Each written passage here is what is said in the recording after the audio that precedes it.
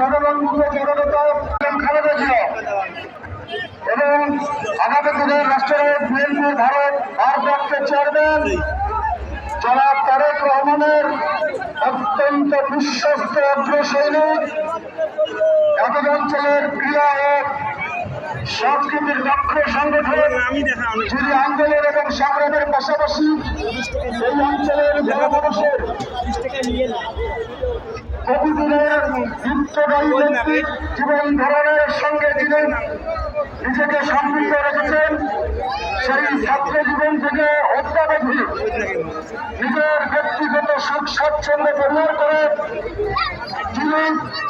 এই অঞ্চলের মানুষের পাশে থেকেছেন, তাদের সুখে দুঃখে থেকেছেন। খরায় বন্যায়, মসজিদে মন্দিরে, গোরস্থানে শ্মশানে, সব স্থানে যাকে সহজে পাওয়া যায়, আমাদের সেই প্রাণের নেতা, আমাদের সেই প্রাণ স্পন্দন, আমাদের সেই হৃদয়ের আকর্ষণ, বিএনপি জাতীয় নির্বাহী কমিটির বিপ্লবী সাংগঠনিক সম্পাদক, লালমনিরহাট জেলা বিএনপির সংগ্রামী সভাপতি,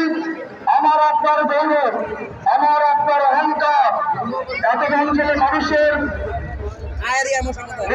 নির্যাতিত মানুষের বলিষ্ঠ কণ্ঠস্বর, যার ডাকে সারা দিলে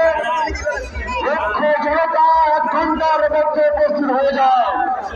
আবার যার একটা কথার কারণে লক্ষ জনতা নীরবে নিস্তব্ধ হয়ে যায়, যার একটা হুঙ্কারের কারণে হাসিনা পলাতে দিশা পায় না। আমাদের সেই প্রেরণার উৎস, আমাদের সেই মহান নেতা, এই অঞ্চলের জীবন্ত কিংবদন্তি, আজকে এই বৈশাখী আনন্দ উৎসব মেলার প্রধান আকর্ষণ জেলার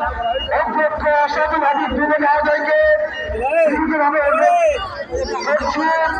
মঞ্চে এসে প্রধান অতিথির বক্তব্য দেওয়ার জন্য।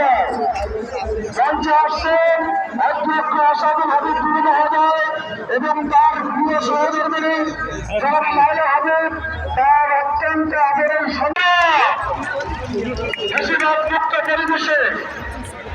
উন্মুক্ত বাতায়নে দক্ষিণ সম্মেলনে এই সুন্দর বিকেল বেলায় লাখো জনতার উদ্দেশ্যে এখন বক্তব্য রাখছেন আমাদের প্রিয় অধ্যক্ষ আসাদুল হাবিব যুব মহোদয়।